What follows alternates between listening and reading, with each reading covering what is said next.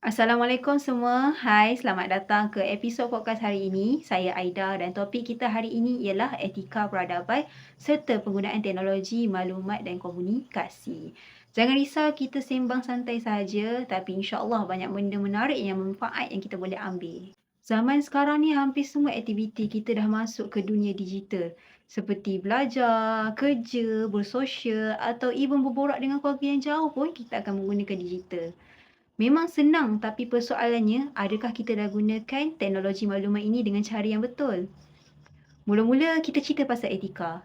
Etika ni berarti macam peraturan yang tak tertulis, tapi yang guide kita untuk buat benda tu yang betul. Contohnya, jangan sebarkan berita palsu, jangan buli orang dekat media sosial dan hormat privasi orang lain. Dengar macam simple kan? Tapi kadang-kadang kita sendiri pun tak sedar yang kita ni langgar etika ni.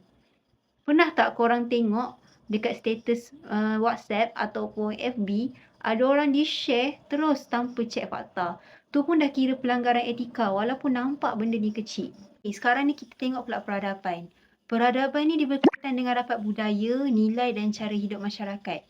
Kalau kita guna teknologi dengan yang baik macam share ilmu, bantu orang atau sebarkan perkara yang positif, ini menunjukkan kita hidup dalam masyarakat yang beradab tinggi.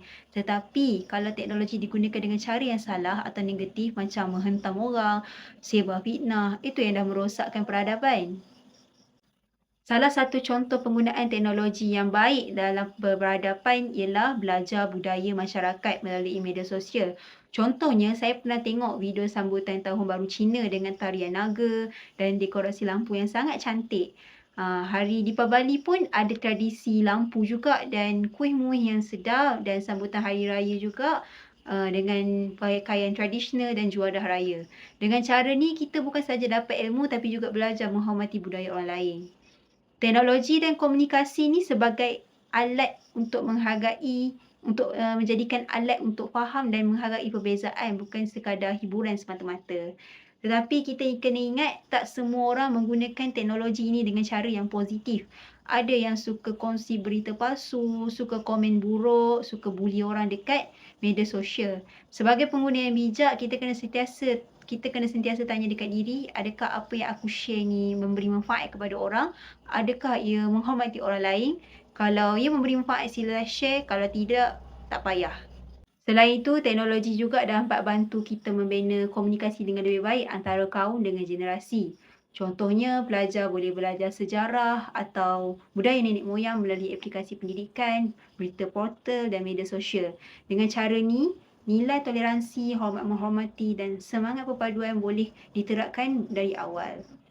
Itu baru namanya teknologi komunikasi digunakan secara beretika dan beradab. Jadi apa yang kita boleh ambil daripada semua ini? Penggunaan teknologi maklumat dan komunikasi bukan sahaja tentang cepat dan mudah, tetapi juga tentang tanggungjawab. Etika dan peradaban adalah panduan supaya teknologi yang hebat ini membawa manfaat kepada diri kita, masyarakat dan negara. Bila kita menggunakan teknologi dengan cara yang betul, dunia digital bukan sahaja selamat tetapi juga menjadi tempat yang positif, membina dan berbudaya tinggi.